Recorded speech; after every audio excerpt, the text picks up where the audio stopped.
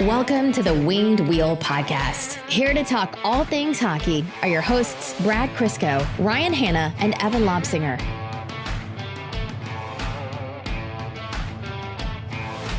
Hi, welcome to the Winged Wheel Podcast, a hockey podcast where we talk about hockey and only hockey. Did we get in trouble lately? No. Oh, yeah. Yeah. Oh. That was my immediate thing. I was like, what? Oh, yeah. We lost Terry. We lost Terry. Oh, no, we lost Terry. See what happens? This all started with Harambe. What was that? The Cincinnati Zoo? Yeah. Ohio does nothing for this world. All of this started with Harambe. Oh, that must have been one of our weirder openings. Yep. Some people will get it, others won't. Moving on. Welcome to the Winged Wheel Podcast. I'm Ryan Hanna. I'm sad. I'm Evan. I had nothing. That's all right. That's okay. It's Sunday. Hey, we have to ask Brad about what he was watching on Saturday and how his Saturday went. I watched the Canada semifinal game. Right. What else? The Kitchen Rangers played the Niagara Ice Dogs. Anything else? There's a scene missing in that. I can't recall. You blacked out for a little while? I blacked out. On Saturday. What was I? Saturday? Oh, there was a Buffalo Bills game, I believe. Oh. I'm unfamiliar with that. I did watch that. Look, if you guys lost, for those of you who don't know, Brad, for some reason, is a Buffalo Bills fan, which is, I think, actually worse than being a Lions fan, because if you're a Lions fan, you know what you get. Lions fans were angry with me because I didn't even say being a Bills fan was worse than being a Lions fan, but because I was complaining about the Bills on Twitter, they're like, try being a Lions fan. And I'm like, man, I lost 4 straight Super Bowls, went 17 years without a playoff game. I'm 32 years old, and the last playoff win the Bills had, I was 7. Man, it's hard to top that. And yeah, the Lions are bad, but I'm just saying, at worst, it's close. Yeah, like I come into every season knowing what to expect. I'm like, it's the Lions, man. They win their first game, and everyone's like, is this your year? I'm like, no, it's certainly not. Watch, it's all going to come crashing down. I start with no hope, and that way you can't hurt me. You, on the other hand, were up 60-0 with 7 minutes left in the third quarter of a wild card playoff game. Mm-hmm. See, this is what angers me, because objectively going into this season, the Bills were supposed to be trash. Like, experts were predicting them to go 3-13, 4-12, 2-14. I should be thrilled they just made the playoffs as convincingly as they did. This team can't suck like a normal team. They are the Toronto Maple Leafs of the NFL. They will get a 4-1 lead and then blow it. It was 4-1. And then they had about 9 chances to win it in the fourth quarter in overtime. Yeah, I was watching that game. I was like, this does not seem normal. Like, I've never seen another team do this to themselves. I don't watch a lot of football, but they were in field goal range in overtime, going into a third down, and they take a 15-yard penalty to knock themselves out of field goal range. Was that in overtime? That was in overtime. I saw that. I was like, why is their quarterback running backwards when they were in field goal range? Why didn't he just eat it? Oh, no, that was different. Oh, that's happened twice? I can't. Like, the first thought I had, too, is Crystal was watching the game with me, and she goes, well, at least we won't have to watch them anymore this year. And I'm like, yeah, now we have the Red Wing. Oh, God damn it. Yeah. Sorry, buddy. I will actually make the donation into the proverbial jar before we get a jar someday on your behalf for this one, because I brought it up. Don't worry, I won't be talking about them again until the season starts. And even then, maybe not. We have a lot of hockey to talk about on this podcast. We're going to actually start off. Yeah, let's stick there forever and ever and ever. Just so Terry comes back. We're going to start with the World Juniors and then head over to the Red Wings before getting into some other topics. And then overtime, the dog. Abby's very fond of these two. Abby's my big dumb idiot. And she was so excited when they came to the door. I grabbed her lead to hold her back. Did you preface that this is a dog? Yeah. Oh, did I say big dumb idiot? Yeah. Oh, yeah. And then you said something about holding her leash. And Abby, that name could go a lot of ways. That could go a lot of ways. That's the dog. And she learned that I hold her collar. That she learned that. And then so today when I grabbed it, she backed up and slipped her head out of it because she has a huge neck and a smaller head for her size, and then ran back at them. So she's currently outside the door because she wants to be close to them. Before we start talking about... Don't know how I should feel that Ryan's dog likes us more than Ryan does. normal. That should be normal. Yeah, that doesn't faze me. Yeah. Yeah. If that dog knew the nuance of what it was like to talk to you guys, she would still probably love you. She's very stupid. Before we start talking about hockey this episode, I do want to do a quick aside. Things are on fire in the world, literally, in Australia right now. And for those of you who listen to the podcast or are on Twitter and everything, you'll know that there's a very big contingent of Red Wings fans across the pond down under in Australia. Some of them have banded together primarily through their Aussie Red Wings fan Facebook group, and they looped me in on this. And they're starting a GoFundMe to just raise some funds from a Red Wings fan perspective to support any good causes they can to help. They basically just want to help out however they can. So they've actually already raised almost $600, which is amazing. And I can see in this chat right now they're chatting about sending it to Red Cross, to wildlife relief, to people whose homes have been damaged or lost, things like that. Hockey Town is all Red Wings fans, and it would be really great to see us band together. So we tweeted out the link, and then I think a few different people have as well. Anthony Polifrone and some other people. I think James Veleno on Twitter has done it, and Rowan might have even done it in the midst of all of his trolling on Twitter as well. So take a look at that. You feel helpless doing nothing, or you feel like you can't do anything. And so I can definitely empathize with them just wanting to do something for a place that they call home. So just know, guys, that all of Hockey Town stands behind you, and we're with you on this. All right. The World Juniors ended just a few hours ago in dramatic fashion. So it was Canada-Russia in the finals. The U.S. got bounced by Finland in the quarters. And then Canada took on, or who bounced? Yeah, Sweden over Finland. No, Canada over Finland in the semis. Canada over Finland, Russia over Sweden in the semis, yeah. And that was an overtime goal for Russia? Yes. Yes, it was. Yeah, that was a wild game. It was 3-1. It was 3-1. In the third period. The 3-2 goal came almost immediately after the 3-1 goal, so that it was more or less a one-goal game for the majority of it. The Red Wings, Team Canada, very much not the Red Wings. Team Canada scored 3 unanswered goals to go up 4-3. The dramatic part of this came at the end when Russia was on the power play with like 2 minutes, 30 seconds left, and then I don't know how much was left on that power play, maybe another 30 seconds. Canada cleared the puck over the glass, and it deflected off a camera that was set behind the glass. And I think the initial call was that it was going to be a penalty for a delay of game, but for some reason it got waved off, and I think it had to do with the camera. They thought maybe the fact that it hit the camera was why, or made it so it didn't count. But the thing is, that camera was set back from the glass, so that should have been a penalty, and that was a missed call, and that would have been a 5-on-3 for the Russians at the end of the game. Oh, yeah. TSN first star. Yeah, for real. And that was their camera. So, and the refs wouldn't have had that angle because they don't get those angles from however they review calls.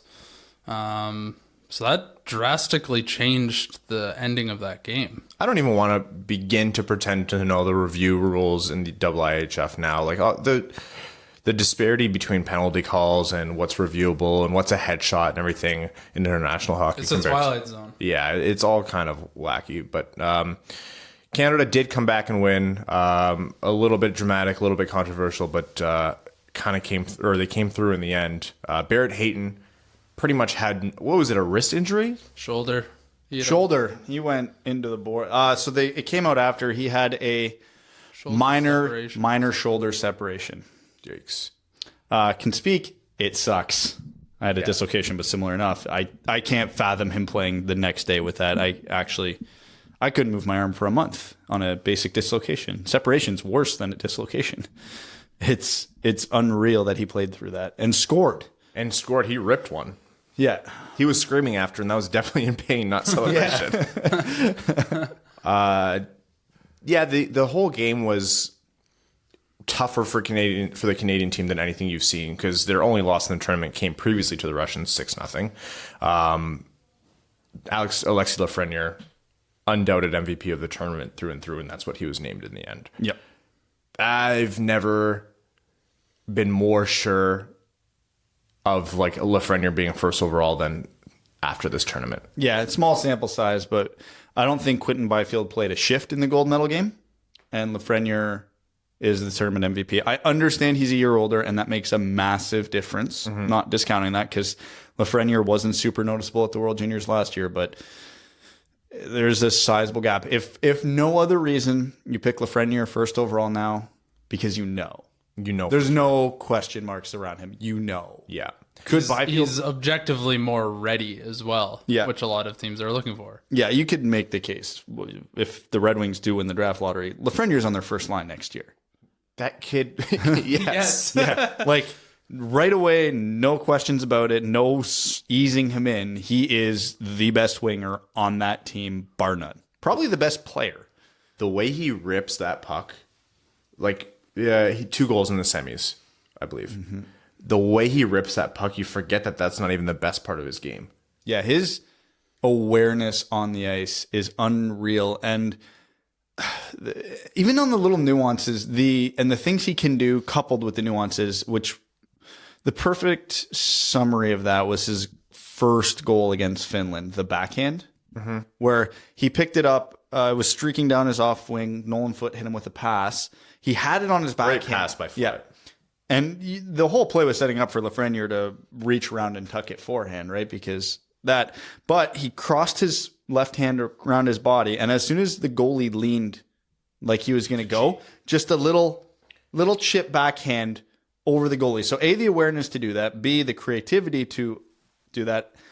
And that cross-body backhand, I can't stress enough how difficult that is. I couldn't put the puck in that spot on my backhand if I was trying to do it on my with a proper backhand. With my shoulders is right now, I couldn't even get into position to take that shot. I've seen 2 players do that consistently based on the hockey that I've watched, and it's Datsuk and Zetterberg. I've seen Patrick Kane do it. That's the caliber of player you have to be to execute that shot. The level of difficulty there is insane. And it was smooth as butter. His awareness, his hands, his vision, his creativity, his shot. If he was a slightly better skater, this would have never even been a debate about Byfield versus Lafreniere. If anyone was worried about driving the play because he's a winger and not a centerman, go watch any of his highlights from this tournament and you'll see. This guy drives the play from the wing, and that's not going to be an issue. Yeah, you would prefer a center, but it's Alexis Lafreniere. Whoever gets him is going to be laughing. God, I hope it's us. Oh, man. Actually, let's do a fun game. Just Are you very doing a quickly. tankathon early? I'm just going to do one tankathon. That's it. Sim the lottery. Dun, da, da, da. We're not doing another one. That's it. That's we got it. Lafreniere's ours. Chicago can have Raymond. Ottawa can have Byfield. That's whatever. I don't care. That's all we need. You know what I do like is that even after Ottawa has San Jose's slot right now, they still come up as less of a chance than Detroit. Even with 2? Even with 2. Right now. Interesting. Yes. Because San Jose, well, where are they? Right now they are at chance of first overall 7.5%. Oh, no, they've passed. Never mind, they've passed them. San Jose, stop sucking. So that was... a great result for Canadian fans, American fans. Therefore the world. And therefore the world. Amazing that Hayton played. Amazing that Lafreniere came back and missed 1 game and not a beat otherwise. I thought he missed 2 games. No, he got hurt very early in the second game. Americans, another disappointing result. Sweden, another disappointing result. Yeah. Even if they got 3rd place. They haven't lost a round-robin game since 2006 and have 1 gold medal to show for it. Yeah, the one stat is really good. The other stat is really not good. Yeah, that's not great. All Swedish, no finish. How long were you sitting on that? 2 seconds. Oh, I can think on the fly. Boom. I don't plan out my entire podcast script 8 hours in advance. Grow up. Only dude. one of us does. And it's Brad. We all know it's Brad. The Americans, I think, had a tough draw. And I even said this before the game. Playing the Finns in the quarters sucks if you're in America. Anyone. Canada got finished last year by them. Yeah. Like it's... Oh, piss off. Evan can't have the only one. That's true. That was a tough draw. And you know what? Like, it's not like that result is extremely surprising or out of this world. But with that caliber of team, you would have expected them to do better. I think they wanted a lot more out of Cole Caulfield. I think they would have wanted more out of Turcotte. I wasn't a fan of how they used Beecher on the ice. It didn't quite make sense to me. Zegras was out of this world. Zegras was lights out. 9 assists in 5 games. No big deal. The American program needs to do better. I think it's because they cut Master Simone. That's exactly why. Yeah, for shame. You cut the Mastro. You get guys. Help me. I'm committed. You cut the Mastro. You gotta go. You got the Astro. I got nothing. You get kicked in the Astro. And that's this episode of the Wings Wheel podcast. And then the Swedes as well. Like with the level of talent you have there, the Russians were an incredible squad, and by all rights, you could argue that they were the best team in the tournament with how they played. But with that many years of success, like they would trade in that round robin record for at least one more gold medal. Oh yeah. Alnefelt, Swedish goalie, didn't have the greatest semifinal game ever. So, they'd have won had they played Eliasson, the Red Wings prospect, their backup goalie. So this is all the teams who didn't play Red Wings prospects lost. You sit Eliasson, you're going to die, son. And thanks for tuning in to this. Speaking of Red Wings that played a lot, Team Canada won a gold medal with Jared McIsaac as one of their leading ice time getters for defensemen, and Joe Veleno, I believe, led all forwards in ice time for Team Canada. So there you go. Red Wings prospects equals success. That's all I'm taking from this tournament and nothing else. Joe Veleno was lights out. I know I've said that defensively. Yeah, he was all over the ice. And you see exactly what the Red Wings management were saying to him when they said, you have these tools, can you start using them? And that's when he rounded out his two-way game. And it was like, yeah, Joe, you can go and play junior hockey and dummy all these kids and put up 140 points, but learn some defensive responsibilities because you're going to need that in the NHL. And then it's like a whole different Joe Veleno that we saw in these World Juniors. He was a point-per-game player in this tournament, only had 1 goal, but he was Philip Zadina levels of snake-bitten. Oh my God. He should have had 4, 5, if not 6. He celebrated 2 goals that didn't go in the net because he was so sure they were going in and either hit the post or got robbed. The puck flipped up on his stick when all he had to do was bank it high, and it launched into the stratosphere. And you're like, no, Joe, buddy, that one hurts. Yeah, he was, for as good as he was, his numbers could have been even better. And had 3 or 4 of those goals went in, he might have had a case for player of the tournament over Lafreniere. Hayton obviously made a hell of a case for himself too. But, Veleno was their Swiss Army knife. He was playing every situation. There were power plays. He was out the entire 2 minutes. He was out every other shift on the penalty kill, which against Russia today was a lot because Canada spent half the first period shorthanded. Yeah. So, yeah, it was a hell of a tournament for Veleno. I'm still not entirely convinced his offensive ceiling is going to be there at the NHL level, but he's going to be a middle 6 centerman. There's no doubt about it. If you put him with Lafreniere, hello, that's not a bad way to maximize your talent. Yeah, but hear me out. Lafreniere and Larkin. I don't even want. We don't. Lafreniere, Larkin, Mantha. Do they score 5 goals per game or 6 goals per game? I don't even want to think about it because we're just going to get hurt. We're legitimately just going to get hurt. I know. We have an 82 out of 100 chance of being really angry. Yep. Yeah, just about 81.5. Yeah. Well, what's our odds at second overall? Let me look that up. You do a jig while I find this. No. Talk about actually more at Seider if you want to talk about someone eating minutes. Who had almost as many points as Joe Veleno in this tournament, except he was a defenseman on Germany. 6 assists. Yeah. Did he have in the end? 7 games, I believe. Yes. He also ate someone's soul today. Oh my God. More hit Seider. More hit Seider is right. He relegated that kid himself. And I feel bad because that kid was hurt. His head slammed off the ice. Back to the B division with you. Yeah, for real. There was another hit, not recently, but very similar, where it was a hit like that, and the guy just was stuck looking skywards. That might have been someone Seider hit in the AHL. 16.5% chance at second, 14.4 at third, and 50.6 at fourth. So basically, we have a 32% chance of not being blindingly angry. 35. 35? Yeah. 18 plus whatever the hell you just said. 18.5 plus 16.5. Okay, yeah, 35. More at Seider. That was a beautiful, clean, open ice hit. And this is, a Kazakhstan forward. Like, this team is relegated now. Like, this kid cut across the middle with a big looming defenseman there. How many times do you have to say, don't skate across the ice with your head down? He'll never make that mistake again, that guy. I promise. He doesn't even remember it. Of course he's going to make it happen again. Seider is a train, and I cannot wait to see that in the NHL. Do they have hockey in the Upside Down? Well, Because that's where that kid is now. You can ask him. If he ever comes back, you can ask him. Someone tweeted, Say hi to Hopper. I can't remember who it is, but they were like trying to hit Mo Seider if you're playing in junior hockey right now is like hitting a redwood. It must be like running into a moving tree. It's like the Ents in Lord of the Rings, although they move much quicker. It's impressive that they actually managed to get skates on a literal moose. Yeah, well, that's probably the best way you can describe him. The Red Wings are going to be a big team soon, eh? Yeah. I mean, Tuomisto is a monster too. Like he's like Tuomisto. 6'4" or something like that. oh, that actually reminds me, Rasmussen is starting to skate again. Oh, speaking of monsters, what's Rasmussen? 6'7"? Yeah. 6'5", I think. Manthus 6'5" or 6'4", 6'5". God, Detroit's gonna be big. Yeah. I mean, another guy, so Mantha doesn't fight because it always ends or it always ends poorly, but still. Michael Rasmussen is 6'6". Split the difference.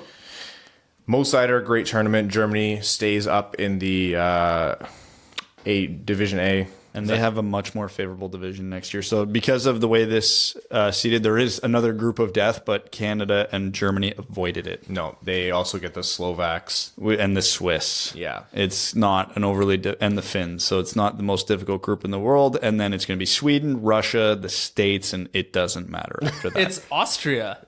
Oh. And the Czechs. Marco Rossi dragged them in there kicking and screaming.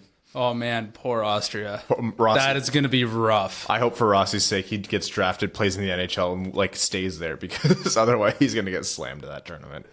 That's going to, that'll be bad. I don't know what the state of affairs is in the Austrian Hockey League, but when you look at every other hockey program in their pool, it's a learning experience. Well, that's what Germany went through this year, and they rattled off a win. So no excuses, Austria. You know what? We joke, but like, good for Austria. Like, I love watching the newly promoted teams. Have they ever been in the World Juniors? I can't remember watching the Austrians in the World Juniors. I'm sure it's happened like in the odd year when like Thomas Vanek was a junior. Yeah, but yeah, I can't remember it. I will look it up. But yeah, so it's the drawings for next year is done. The group of death lives on, and for our sake, Canada avoided it. Is that all about the World Juniors? Anything else that we want to talk about? Lafreniere, great. Oh, one more thing about Byfield. My take on Byfield is that he's young. This was his first World Juniors. He has a ton of older, more developed talent ahead of him. I wouldn't take this as too much of a hit to his draft stock. No. If anything, it's only a hit to his potential #1 overall conversation. It's very rare that young, we'll say, franchise tag-like players come into this tournament and light the world on fire. 17-year-olds don't dominate this tournament, which, by the way, a 17-year-old who did play very well in this tournament is Jamie Drysdale, so that might be a consideration for the Red Wings at 4. But yeah, Lafreniere was basically a non-factor last year. It's as a 17-year-old, Byfield was a non-factor this year. Tyler Seguin was cut from Team Canada his draft year. Remember that being a big deal. So, hey, you never know. It's all about exposure, really, at the end of the day. I'm sure there's a lot of people who are saying that he was, invisible, and that's fair. But did he play a shift today? I literally don't think he did. I don't think he did. Let's move on. The Red Wings are, at the time of recording, they're about to play in like 25 minutes. But based on our timing today, we had to record before the game so we could sleep at some point. And also... I'm playing hockey tonight. Hey, how are you playing hockey? It's almost exactly 2 months now. Which shoulder? Is that good? Is that good? Yeah, it's good. Is that good? Yeah. Will it hurt if I hit it hard enough? Yes. It's not good, but it's mobile now. So how are you playing hockey? Because it's mobile now. Is it no hitting tonight? Yeah, it's pick up tonight. It's literally shinny. Oh, did I tell you guys about the jersey my buddy saw at his beer league game? I must have told you this. Winged Wheel Podcast. Oh, no. This is way worse. This is the most egregious effort against hockey I've ever experienced or heard of. The Winged Wheel podcast. He wore a cut in half Brett Favre jersey. No, not him, but someone on the other team did. What do you mean cut in half? Like, in the NFL where someone wore a belly shirt? Yeah, where it's like they wear the jerseys and their like abs or in my case guts stick out. And it was a Brett Favre jersey. That is on the other team. My buddy's like, I needed to bring my camera out, but he couldn't because he couldn't get back to the room. So you could see like the bottom of his shoulder pads. Like it only covered his shoulder pads, and then his gut was gut out, and then it's a regular football jersey to his elbows or whatever. like no shirt, like straight gut. Yeah, that's amazing. That's amazing. What do you? That's incredible. Are you kidding? So first of all, that's poised to be one of the most horrendous on ice injuries in hockey history. It's going to look like a Game of Thrones scene if he gets a Man, I would blade across the slap gut. your belly with like my stick. Yeah. Oh, that would hurt so much with how cold your blade is. Imagine the noise that would make. Yeah, like smacking a bare butt. But that's incredible. I hate that it's a Brett Favre. I don't even know how I just thought about that. What were we talking about? I don't know. Legitimately. Doesn't matter, really. Yeah. That Yeah, had to be now. discussed. That is the whole episode. Evan's big on his fashion because he got a pair of gloves ordered in through my work, and he got black, but they had the white stripes on them, and that was unacceptable. So he had to bring them in because it had to be all black. Has to be, man. It has to match my Gucci fanny pack out there. You have Gucci. What do you call those things that hold your blade on your skates? Runners? Yeah, you have to have Gucci runners. Balenciaga. Don't give me skates. ideas. Don't give me ideas. His visor's just blacked out. I can't even It all see the way through up. it. That's amazing. Why do you need to see through it? You stand at the blue line. You know the one zone. Yeah, exactly. It's all about the. I'm like Neo. I don't need to see if you put the I puck don't on need my. use my eyes. I don't need to see if you put the puck on my tape. Don't be a duster. That I kind shouldn't of make thing. movie quotes. We'll lose more listeners. Fuck, we lost. Fill in the blank. Yeah. So they lost to. Since we last spoke, they lost to Dallas on Friday. I'm not gonna lie. I was watching that game in and out. Crystal was really sick that day, and I took Mika out on the ice in the afternoon to play hockey. I had some ice rented, and then it was Kiwanis at the Odd. So as I was walking out of the box office, I'm like, hey, Crystal would probably appreciate us being out of the house longer. You got any tickets for the Rangers game tonight? And I did that instead. Nice. Yeah. It's hard to feel. It's like, another Red Wings game. It's another 4-1 loss. Yeah. It's getting hard to feel anything anymore. I'm numb. I'm in a great place, honestly. Like, we want the losses at this point. Solidify that best overall chance. We're so far back, I don't even care anymore about wins or losses. It doesn't matter. Larkin scored. That's great. It was the mother's trip for the Red Wings, and I felt Moms bad. looked like they had fun. The moms were like, oh, wow. They're that bad, eh? That group of moms is going to take the term white girl wasted to a whole new level having to watch this team. Moms Moms are always like universally supportive. Like, no, honey, I'm sure it went great. And they watched the game. They went, oh, jeez. Dad was right. You were adopted, son.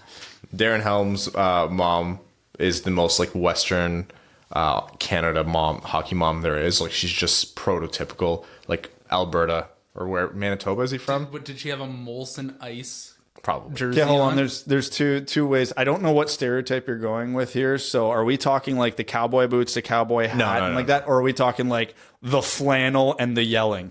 More towards the latter, I'd say. Okay. She seemed like a lovely woman, mind you. But Okay. I like that they do the mom's trip. That's fun. yeah, it's cool. I know some other teams do it. They alternate, like dad's trip one year, mom's trip another year.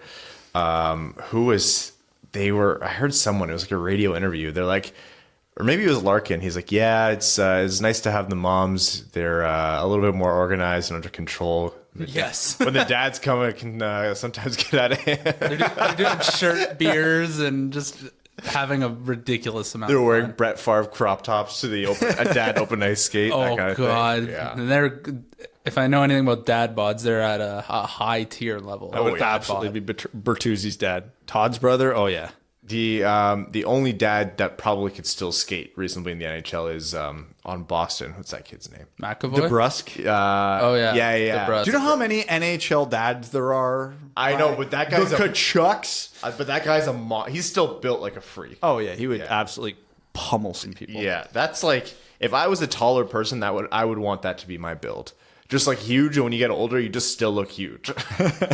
So tonight's game is against Chicago in Chicago. So this is one that I hope the Red Wings, like, all tank and everything goes out the window, just beat Chicago. Buddy, we're 13 points back of second last place. We can root for some wins here without some qualifiers. You notice how much more Letterkenny he gets as he gets more like deranged?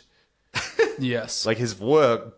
Oh, I found a toonie in my sock earlier today. Guy lives in Breslau, thinks he lives in the boonies, can flood his field and do some mud wrestling. Fun fact, I play for the same senior A team that Jared Kiesel's brother used to play for, so there you go. Only you would know that. It's because I'm actually like, you've met Alan. He's come out and played hockey with us. He was our backup goalie when you played with us.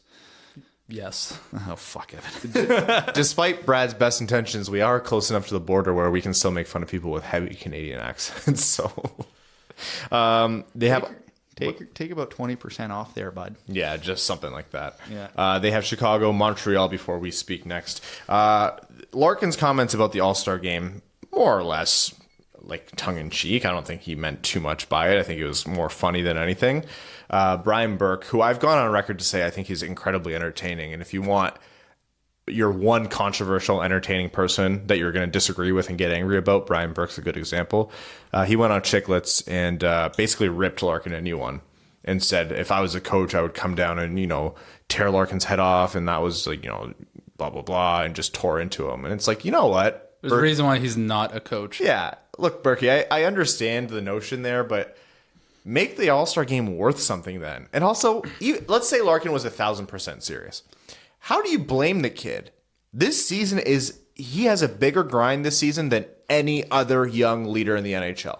It's also, the All-Star game isn't what it used to be when it was Brian Burke's era where the All-Stars who are deserved All-Stars are there. Now it's kind of just a spectacle to make money. It's not viewed the same with the same lens anymore. So the more stars that don't want to go, I don't care. It's like you have like Jordan Martinook making it one year. Like I'm not saying the guys don't deserve to be there, but it's kind of like you have players sitting out voluntarily. You have like guys making it just because of the hometown guy and they needed someone to fill in. Because every team needs a representative for some reason. Yeah, you have that arbitrary rule which applies some years and not others. The competition changes every year. The way they pick the teams changes every year. It's all kind of bizarre. And it's like, I don't blame anyone for not taking it seriously. The season is such a grind, and it's tough, being a successful team, and it's also super tough being a bad team. Like, you just need a break. Minnesota really has it figured out. I just sit middle of the road. No one bugs you. Exactly. Nobody even talks about you. So yes, if I was a young 20-something with millions of dollars and my team is garbage, yes, I would prefer to be in Bora Bora for a week, doing nothing but not thinking about hockey. He's going to get off the plane into Bora Bora, look at his phone, and it's going to be like 6 text messages from Jeff Blashill and just wind up and woof, throw that thing out right into the jungle. I don't know what Bora Bora has jungle. He's going to yeet that thing into the ocean. Yeah, that thing will have been yoked. I need to leave. It was yoded. Speaking of which, got to go to the Linamar All-Star game. No, we don't. Oh, boy. There All are right. 3 people out there. I'm curious to know how That many, eh? No. I'm curious to know how your Evan Lobb speaker statistician is going to record this, you leaving halfway through a podcast. You know what? It'll test his integrity as a statistician. How's he going to... Yeah, this counts as an appearance. Yes. And I think he's going to have to record this whole thing as an average time. Regardless, Evan... It's been a pleasure. I'll see you Thursday. See you Thursday. Good luck with the new gloves. Oh yeah. The dog's going to freak out. She's right outside. Okay, I'll make as much noise as possible. Yeah. We know that. That Evan Lobb speaker account was like, do you guys want to release? Just open the door. Yeah, you're good. That Evan Lobb speaker guy was on Twitter, and he was like, do you want me to release the stats? Like the spreadsheet? And I was like, I cannot, for the life of me, understand what would possess a person to do this. But I'm morbidly curious. And he has a whole spreadsheet with like different stats and like how long Evan talked and the average amount of time and his appearances and the streak. What I want to know is, does he do this manually or does he have some kind of bot set up? Because if he's doing this manually, oh my God. I don't think you could have a bot set up. Like just like a voice recognition something or other that just picks it out and then record. I don't know. Oh man, if he has that, can he get in touch with us? Because then I would love to know. Because we could probably use that for post episode editing. That's way more technology than we're using. Okay, some other news stories. I don't know if there's nothing else really relevant to talk about for the Red Wings. Michael Rasmussen skating again, which is good news. Until he inevitably gets injured in 3 weeks again. I think everything aside here, like, yes, obviously Rasmussen, looking back now, isn't the optimal pick where they picked him. And yes, his offensive ceiling isn't where the team claimed it was at the time. But you still want to root for the guy, and you still know he can make an impact. I mean, if this is a third-line guy who can play center maybe, or even be an effective third-line winger who slots in on the power play, net front, and can slot up in case of injury, then yeah, you want him to be successful. And he has looked good this year when he's been healthy. But the issue has been the health. So has he played 10 games yet? Let's look at it. That's the issue. Like, I'm not off the Michael Rasmussen train, but like since even before we drafted him, he's been perpetually injured. Yeah, he's played exactly 10 games, which is disappointing. Yeah, he did play a full 65 games last year between the NHL and the AHL. Well, like 3 games in the AHL, 62 in the NHL. He's still 20 years old.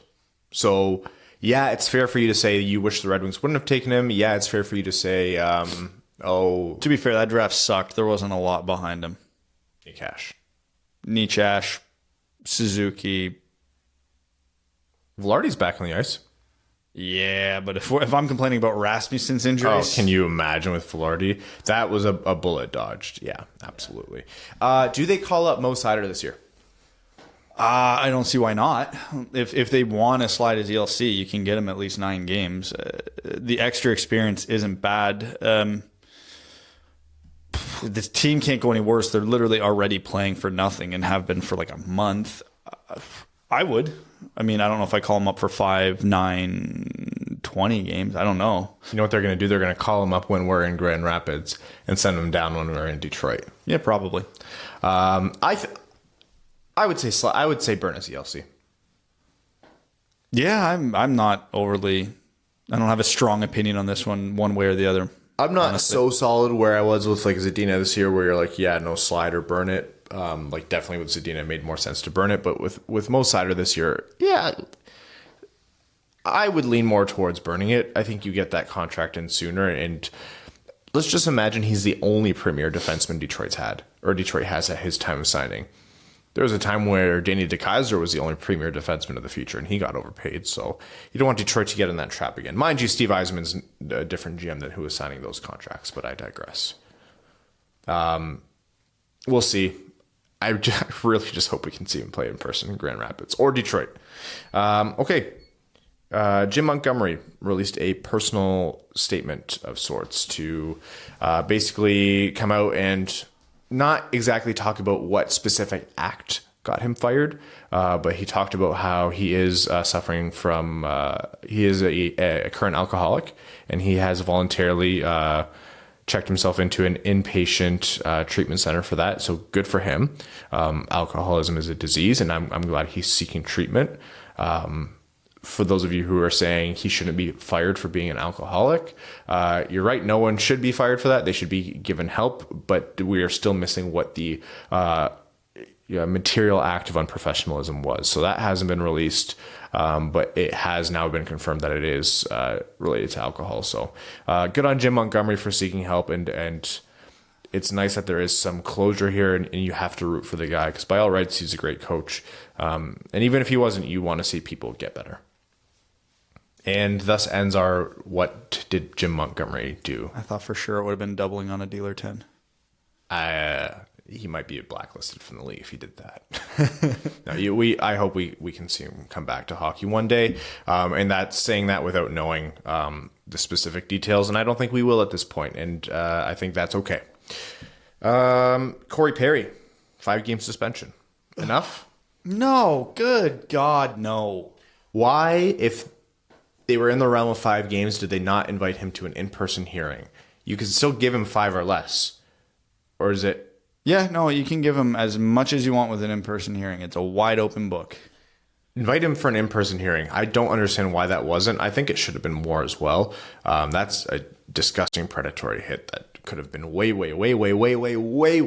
Blindside hit directly to the head. This is the exact type of hit the NHL is trying to get rid of. So they suspend the guy 5 games without even offering an in-person hearing. I think they got it wrong by at least half. He will be missing his homecoming to Anaheim, which cares? is he should be missing more games. Regardless, I saw a lot of people giving him the benefit of the doubt. I'm like, yeah, okay, but it's Corey Perry, so I'm not sure where that's coming from. No. I do believe that Corey Perry did it and saw what he did, or like realized what happened and immediately regretted it, but he still did the thing. Do you think they reduced it just because his walk of shame was the equivalent of like 4 games? Probably, yeah. Because that gift is going to be used for a long time. Anything else before we head into overtime? No. You want to talk about your Buffalo Bills some more? No. What was with that lateral? No. Overtime on this episode of the Winged Wheel Podcast is brought to you by Motor City Garages. They're a family-owned and operated business servicing Metro Detroit. They do garage flooring, cabinets, overhead racks, wall storage, helping your friend after his devastating playoff loss, and everything to do with your car. Enough of the messy garages everyone is sick of walking through. It's time to turn it into something useful. Whether you'd like to work on your car or if you'd like an organized space, we have you covered. 3D designs and a lifetime warranty. Motor City Garages. Park in style. We will start out with Patreon, where our patrons get their comments read out on air as our way of saying thank you for supporting the show. Paul Brita says, just started listening a month ago and enjoy your podcast. When do you guys think the Wings will have enough cap space to consider serious talent in the UFA and RFA market to supplement young talent? First of all, Paul, thank you for supporting the Winged Wheel Podcast. We really appreciate it. Glad you're enjoying it. As far as cap space goes, they could do it now if they wanted. Yes. They have tons of cap space. That's not an issue. When they should is another debate entirely, because that would depend on where you think they're at in the rebuild. And if you think they're still 3-4 years out, probably not the best time to be throwing a ton of money around. Yeah, it depends on the age of the guy that they're picking up. If it's an RFA, then you're looking at someone a little bit younger, but then more assets being handed out. But then again, it depends on the caliber of player. They have a lot of money coming off the books. Athanasiou, Bertuzzi, Ernie, Fabry, Perlini, and N on forward, Green, Daly, Bowie, Biega, Jimmy Howard, Erickson, Mantha, Franzen's LTIR ends this year. Yep. Obviously, a lot of those guys are going to be re-signed, but there's going to be a lot of money coming off the books. So yeah, it's about when I would say you start going after. Say it was like a Taylor Hall guy, closer to 30 than not, but at his caliber. You start going after those 2 years from now. Maybe not next season, although if you're close next season, you might just do it. But the season after is where you need to try to stock your team with that. I think that's still soon enough, but not so late where it's too far away. Matt says, hey guys, I'm a new listener, and while searching for a support group for people who love to punish themselves, I was glad to find this show. Welcome to the Dub family, Matt, and glad you found us. It's nice to find a few people to help me have a few laughs while I cry watching these games. Anyways, here's a question. If you could swap Bowie to the wing and Abdelkader to D, who do you think would perform better? Feels like a bit like a win-win since neither are particularly good in their current roles. Thanks for all your hard work on the show. I really appreciate it. Bowie by a mile. Defense is harder than forward, so you'd just be putting a bad player into a worse situation. I actually think Bowie could be a usable fourth-line winger.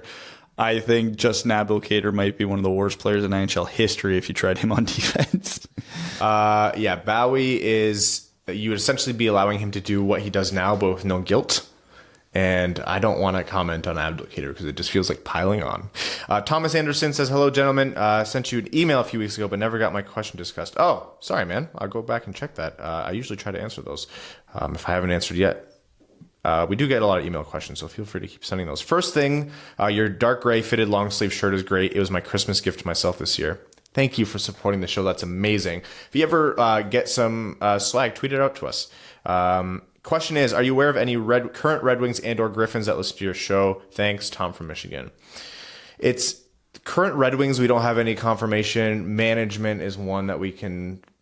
We've got reasonable confidence that at points, not regularly, at points, Red Wings management has tuned in, or at least followed on Twitter, and like we're talking not necessarily Yzerman, but like high up enough that it filled me with paranoia. Yeah, there's. I wouldn't go out and like name names because it's nothing we can say confidently, but no, I think we could reasonably say that within the organization. Yeah. As for players, I mean, if I had to hazard a guess, I'm sure players might like look from time to time, but not listen really. They might have stumbled across our tweets at a time or two, but I'd be shocked if any of them actually listened. When we got wind of that, we had that paranoia, and then I just have to remind myself, can't think about it because I'll freak myself out. Yeah. Haroon Khan says, hey guys, how much do you think Mantha will sign for, and does he still hit 30 goals? No, and I'll say 6x6. 6x6 would be nice. Maybe 7. In dollars, not years. Also, what's one trade Yzerman should most definitely make before the end of this year in your review? Abdelkader for McDavid. It might be tough convincing Holland to do it, though. Literally any contract offload to maximize assets. And I'm talking if it's green for a 6th, you do it. Like that kind of thing. Yeah. If there's increased interest in Glendening or Helm would be one that I would think would be really great. Because some teams might actually value him still. So you might get like a 4th round pick for him, and it gets another near $4 million off the books for next season as well.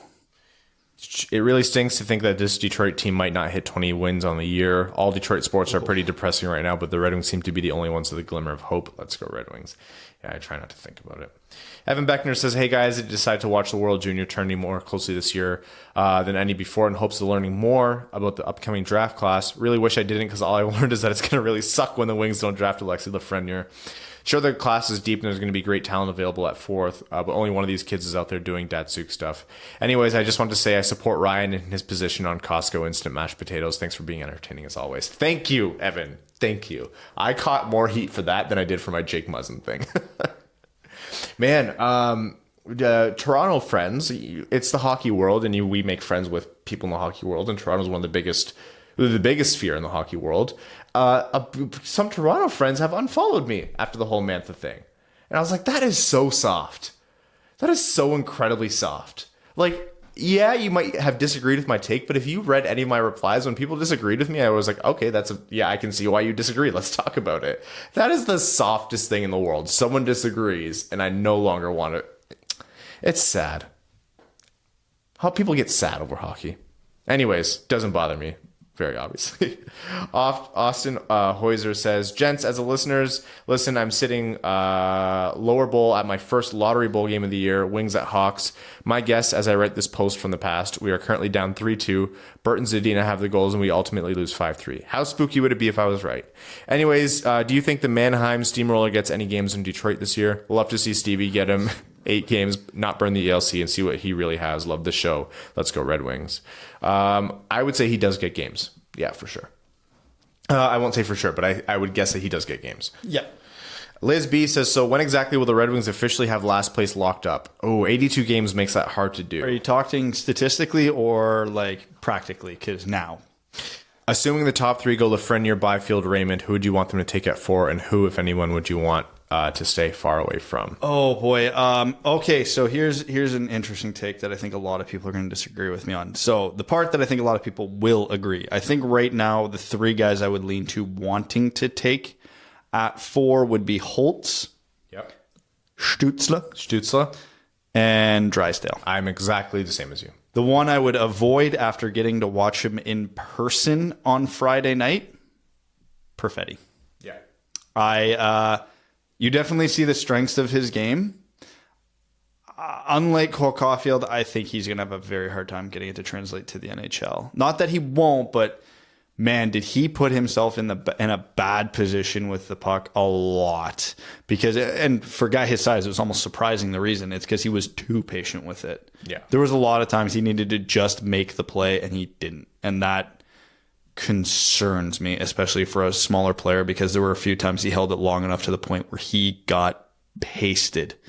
So I think he's still a top 10 pick, but I don't think, and at least on my list, I don't know if he'll be I'm going to watch him a few more times, obviously, before I cement this, but I don't know if he'll be a top 5 consideration at this point.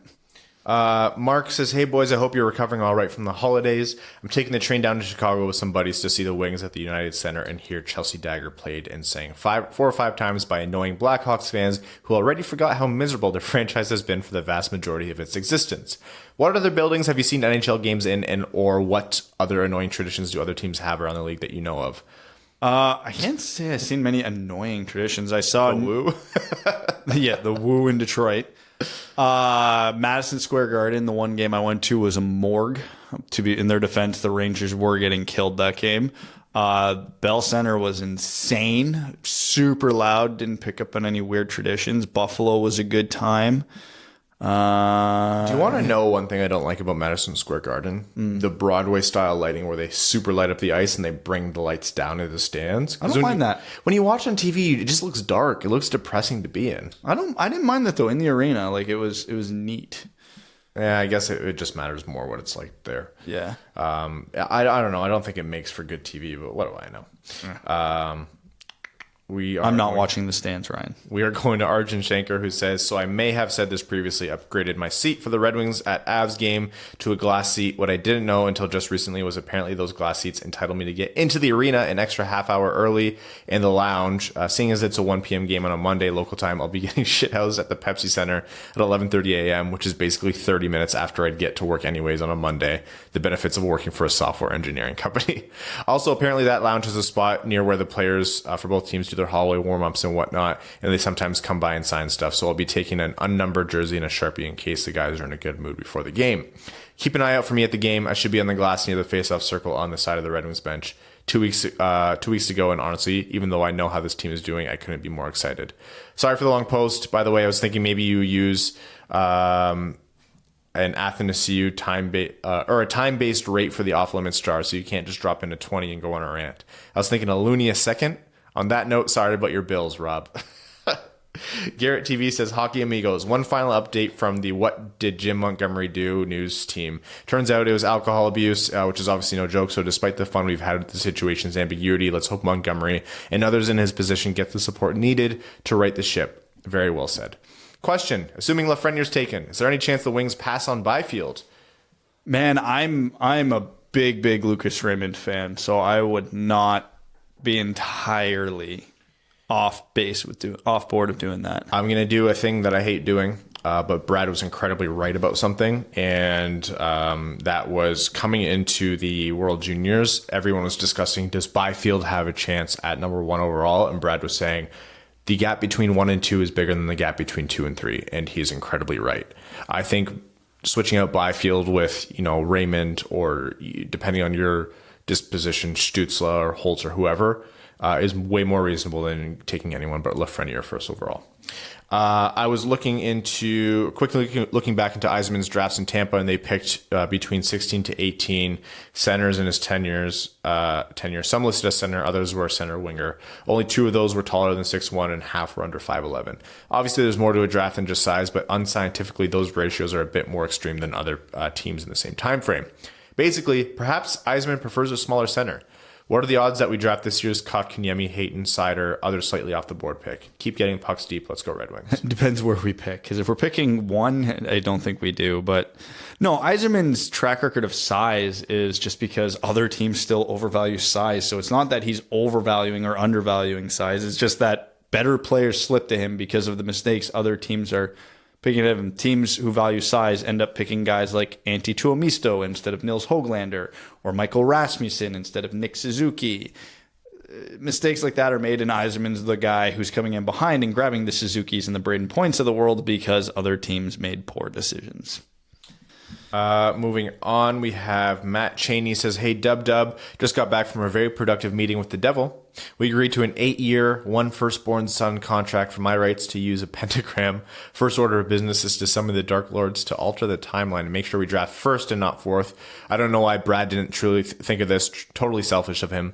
If Geralt of Rivia was a hockey player, what position would he play, and what kind of player would he be at that position? If who was who? The Witcher. It's Henry Cavill's new Netflix show. Not seen that yet. Geralt of Rivia would be a right-handed two-way defenseman that would be absolutely crushing. Oh my God, it's Mo Seider. Geralt of Rivia, aka Mo Seider. Have you seen them in the same room? If Mo Seider goes as Geralt of Rivia, well, he would have to like double his muscle mass to go as him, but still. Dylan Krill says, "Hey guys, if you were each GM of the Red Wings for one day and you were allowed to make one impact trade, who would you target to trade away, and who do you want to trade for?" Also, Abdelkader for McDavid. I would look to trade away Abdelkader or Nielsen if possible. If not Helm, and who would I trade for? Assets.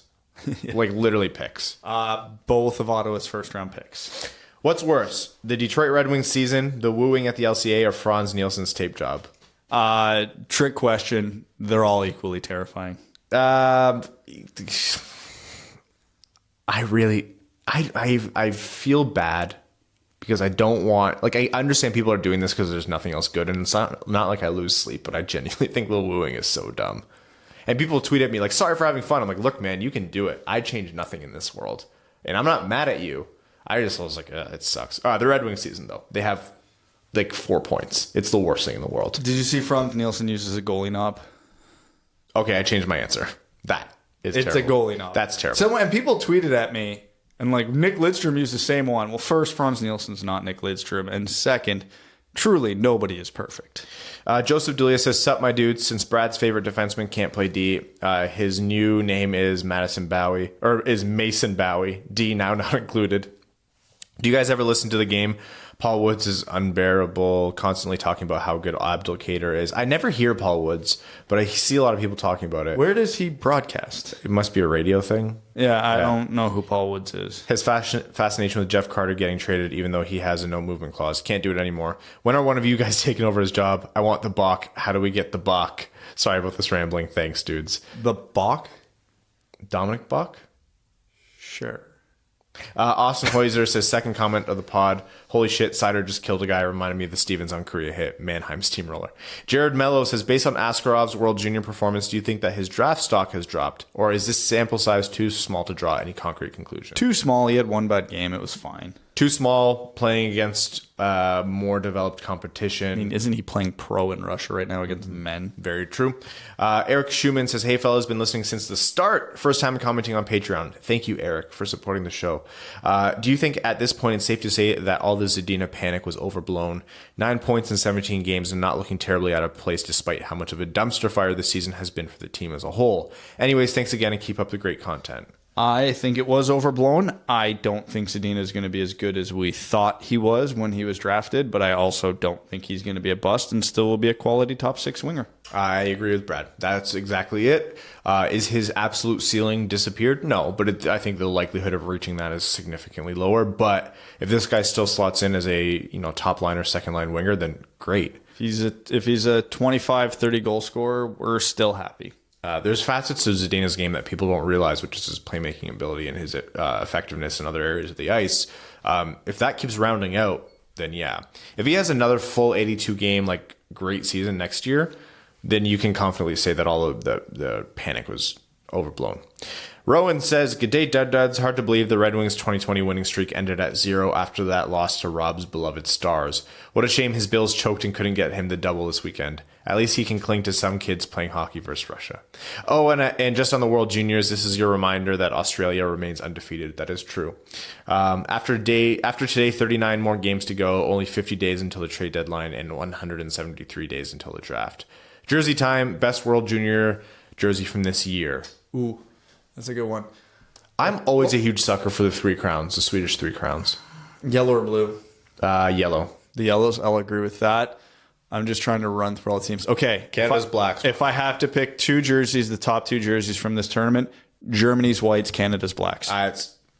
Brad, we've agreed more this episode than we have in a long time, and I don't like it. Get out. Rester des sacs de fromage frais. Stay fresh cheese bags. That's what he said. All right, we have time for some Reddit comments. Top comment is from DHO41 and says, hey guys, love the work you guys do. Just wanted to say hi. Also, I heard something, was curious to hear your take. I have a friend that's related to someone pretty high up in the org and actually followed him from Tampa. Apparently, Yzerman doesn't value coaches very much and thinks that talented teams will win regardless of most coaches. Do you think that's true? And if so, what does that mean for Blashill? It's true to an extent. I mean, Randy Carlisle's got a cup. Yeah. So there's some credence to it. But I don't fully buy it. A good coach can turn a team around. Look at Barry Trotz. I think this has been chatted about a lot of places recently, but we've seen this shift in recent years across all pro sports, really. But it's just now seeping into the NHL, where the stars and the leaders do drive more of the team than the coaches. But I don't think coaches have no impact, and I don't think that's the way Yzerman values them. Though in this situation, if you apply all the conditions of this situation, I'm sure Blashill is the least of Yzerman's worries, because he's actually, in a freaky way, better for the team. If he thinks he's bad, he's better for the team, for the tank. And if he thinks he's good, then he's not worried, because he'll wait until he has a good team before evaluating him. True. Also, if you don't think a coach matters, just look at Toronto's Babcock record this year and their Keefe record this year. Yes. They are the best team in the NHL with Keefe. It's not. Yeah. By Since record. Keefe took over, they have the best record in the league. Yarvik7 says, I mentioned the same thing about Larkin and Burke. What suggestions do you have for making the All-Star game more interesting and fun to watch? More head-to-head competition stuff. I don't want guys racing a timer or a clock. I want them on the ice at the same time trying to beat each other. No more one player at a time. Like we talked about that target tree where Ben and Sagan were doing it with Dude Perfect or whatever it was. More stuff like that, where it's a direct competition where you're interacting with each other. It's not like you're skating a lane beside each other. I want you guys do some variation of one-on-one forward defenseman type competition. I don't care. Darren Fox and Joe Coolreed both have similar questions with who do you see falling to the Wings with their 2 seconds, and who do you want the Red Wings to get at 32? Peterka right now out of everybody who's realistically going to the second round, so that would be mine. I think this is difficult. I'm not going to pretend I'm in tune enough to know, and even the guys who do know the purported second round talents, at this time last year, Mo Seider was a second round talent. So you can talk about that. That'll have to be once draft coverage really starts. Will I be able to reasonably answer? Yeah, and I'm gonna have to put more effort into scouting depth of the draft, because Detroit's gonna be picking so high. I've been divulging all my prospect time into the top 7 or 8 guys of the draft, which is really what you want from us right now. We have time for some #AskWWPs on Twitter. Drew Mello says, how much bigger can Seider realistically get over the next few years? It's been fun watching him make the big hits at the junior level, but will he be able to keep it up once he's fully transitioned to the NHL? At his age and his height, I'd be surprised if he's not able to put on another 10 to 20 pounds of muscle mass still. He has the frame. If he stops growing now, he has the frame to still fill out a lot. And he has the footwork to afford it. So long as he keeps on top of his skating and he does that gradual, strength increase, he should be able to translate his physical game reasonably well. He's not going to light up everyone like he did the Kazakh player, but still. I don't know. He's been lighting up some dudes in the A. Blackbeard says, this might be extremely wishful thinking, but what are the thoughts on Veleno becoming our eventual Patrice Bergeron? That will be the steal of the decade if Veleno becomes Patrice Bergeron. Yeah, he won't be Patrice Bergeron. Maybe he'll be a Patrice Bergeron, just in a lesser role. Eric, and this was back from December 30th, but I love this question. Pick one. Package A, Moritz Seider and Antti Tuomisto. Package B, Trevor Zegras and Niels Höglander. It's tough, eh? Zegras and Höglander. I think so, too. Yeah, man, I can't. My love for Seider, I'm still not overly big on till I can see what Tuomisto does above a Finnish junior league. Yeah, Tuomisto has done better, or has done well since being drafted, but Höglander seems like that guy where all of us were screaming, take him, and the team that took him is laughing now. Yep. All right, with that, we're going to wrap up this episode of the Winged Wheel podcast. We're going to go track down Evan. He's out in the street with no shoes. We're looking out the window right now. We want to thank all of our listeners, all of our name-level sponsors. Guys, there's a table update coming soon. Daniel Rossi from RD Woodworking, rdwoodworking.ca. Go check it out. We're chatting right now, so hopefully that'll be coming in the next little while. I'd like to thank all of our name-level sponsors. I love my playoff-bound Packers. Scott Martin, Luke Johnson, Mitchell Shinkowski, Arjun Shankar. Arjun, who I played Rocket League with, he's much better than me. Yep. Game update, 1-0 Red Wings on a power play goal from Zadina. Philip Zadina. Amazing. Hassam Al-Qassam, Clayton Van Dyken, Mike Reed, Aaron Taylor, Langabeer, Matthew M. Rice, Kayla Thompson, Ryan Lewis, Sean Levine, Matt McKay, Hannah Lee, Kaylin Wood, Jacob Turner, Charlie Elkins, John Evans, Rob Thiel, Craig Kibble, Stan Olson, Connor Leighton, brand new name level sponsor, Danny Jr., K-Waz, and Simon Anderson, who gave us these amazing Russian 5 nesting dolls. Thank you all so much. I have to go make a GIF of Zadina scoring. Thanks for tuning in to the Winged Wheel Podcast. Be sure to check out wingedwheelpodcast.com, where you can subscribe to the show on iTunes, Spotify, or wherever you get your podcasts. You'll also find links to other ways to support the show, such as Patreon, official podcast apparel, and more. And don't forget to follow the show on Twitter at Winged Wheel Pod. And of course, the hosts at Brad Crisco, at Ryan Hanna WWP, and at Hockey Town Evan.